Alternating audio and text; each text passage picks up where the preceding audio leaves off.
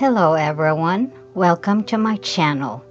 Today we're going to take a look at an Armand Marseille, a German 12-inch doll, mold number 390. Based on her outfit and hat, she was possibly sold in the 1920s towards the end of the Armand Marseille era when the company joined with the Huback Doll Company. However, the partnership ended in 1932. I bought her from eBay in November 2024 as a Christmas present to myself for a total of $65.65, including shipping and tax. Let's take a little look at the background of Armand Marseille. He was born in Russia and immigrated to Germany along with his family in the 1860s. His name sounds like French. He might have origins from France. He bought a toy and porcelain factory in the 1880s and began manufacturing porcelain Bisque dolls and in heads formation in 1885. The Armand Marseille Doll Company did not manufacture doll bodies, but contracted these. The company also sold doll heads throughout the world, and it is up to the retailers to order or customize bodies, so you'll find different types of bodies in that era, from wood structures to composition dolls. At the background, you'll see a 14-inch doll of the same mold number 390. The doll at the front was sold with her original clothing without shoes. Her wig, however, had deteriorated and needed to be replaced. I'm keeping the original wig along with this doll. I'm going to call her Anna. Anna has a bisque head, glass rocking sleep eyes, composition arms and legs, and a hard cardboard body. Let's take a look at Anna closely and see what we can discover. So come along. Here's a closer look at Anna's head. She's got painted features, and here you can see her glass rocker eyes. She has blush, and here we can focus on looking at her original outfit. The outfit is made of linen. It's got a manufactured or factory manufactured lace at the collar, and here at the front there are strips of ribbon. It's embroidered by machine, and that one looks like it's cotton. And then the dress in itself is very reflective of 1920s styling, and here you can see the sash or the belt. It's held with a rivet, but I like the contrasting color of cream and brown or chocolate light brown. And this one also somewhat matches the knitted stockings here, and that's a brown color. And here we can see the hat. The hat has the same material as the dress in itself. It's a very well done hat, with the exception that the inside is not finished. But here we can have a look all around the hat, and it is very, very well designed. It is what is called a cloche hat, C-L-O-U-C-H-E, which is a very popular style of hats back in the 1920s. Let's take a look at the back of the doll. Here you can see that the outfit or the dress is sewn together. It doesn't have any closure. That back will open, but it is stitched close. I'm going to leave this doll in its stage because this is the original construction, and it's best to leave it that way. Let's take a look at her face. That hair is not actually a wig there, but it's just strands of hair, and it's attached to the pate. But when you look at her face here, she's got a really, really sweet expression. And she's got a tint on her blush. Here's a closer look of her hair. It's just strands, as I mentioned before, glued on into this paper pate. And then there's another set of hair strands in there. I don't think it belongs to this doll. Her head has the original glue in there, and it is very old, so it's turned brown. But this glue can be removed with just plain water. I usually will use just cotton swabs, but I do protect the body here. I will be covering this with plastic when I clean her up. I'm just going to use just water.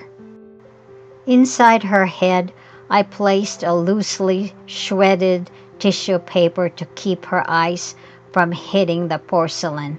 As you can see here in the back, this head is marked made in Germany, Armand Marseille, 390 in there. And then there's another number here, a set of numbers indicating the size of the head.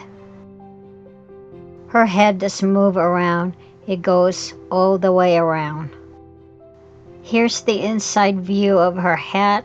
Her hat is stained. However, it is well designed. It isn't finished inside. I'm just going to keep this hat this way. Here's a closer look at her dress.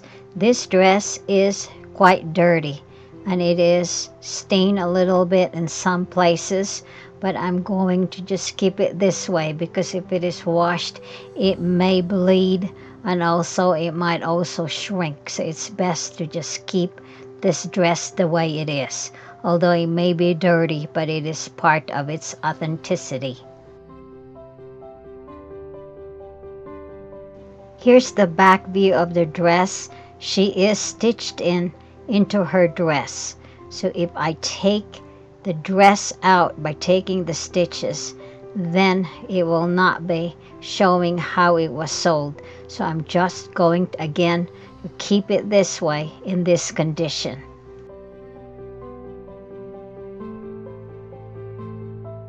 I had to look at eBay, and this is what I found that's being posted for sale. This is the same type of doll, but her body has been replaced. So actually the body is better here, but the cost is $168.75. And this is another post at eBay. This doll is 14 inches tall, but the same body as the 12 inches, and it is made of cardboard. Here's a closer look at her cardboard body, and here we can see the tape there that joined the parts together, and also there's a slip in here that's stitched into the cardboard as well, and this slip has a fabric base and has some type of a latex coating on top of it, and also underwear that's also stitched to the body. And this one is constructed roughly, and we can see here the same type of material with the latex application at the surface. And also here, the way it's constructed, it's really very basic, just straight stitching, even at the front, just to hold it together. I believe that this body is meant to be replaced. And so this one is basically just an addendum to it. And here's the legs. It has the stockings in there. And the stockings is fastened with a nail. The nail's actually driven right into the composition leg, so it won't come off. The knitted stockings feels like cotton. Her feet are very small. Let's take a closer look at her composition arms, and the formation of the hands here are very rough, and here you can see the actual fingers, and it's not really shaped that well, but it will do for this doll because I believe that this was meant to be replaced. Through an online search, I decided to search for a pair of shoes for her and found these 12mm old-fashioned Mary Jane shoes. These shoes look very good on her feet, however, the straps are too short. So what I did here was just to bring back the straps to the back and then hook it into the pearl hooks that is a part of these shoes. These shoes cost $5.24. Here's the back view of the shoes, and I think it's presented okay here, although there is that back flip of the straps. I don't think it's that noticeable. Here's the final look of the shoe. From the front, it looks just fine with the way it looks right now. From the same site in the internet, I also purchased a new wig for $10.49, and this one is the color brown and size 7 to 8.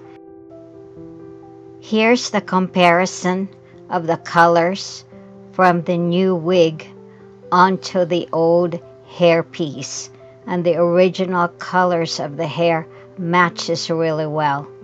The old wig looks like it is made of some type of mohair material, and the new one is monochrolic, but they do have a very close match in colorway.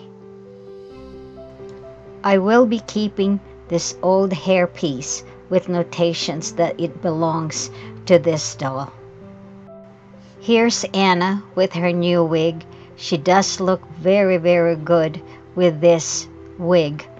I haven't decided on how I'm going to style the new wig. I need to look at different examples of 1920s hairstyles. With her hat, I'm just going to put this new wig together with Anna. She looks fine in it, but she will need a more secure permanent pate that's to be attached to her head. Here's a final view of Anna with her new wig and also her new shoes. She looks really, really beautiful in this table arrangement. I'm very glad to add her to my collection with her original clothing. It's a great reference. Have a great day, everyone, and thank you for watching. Until next time.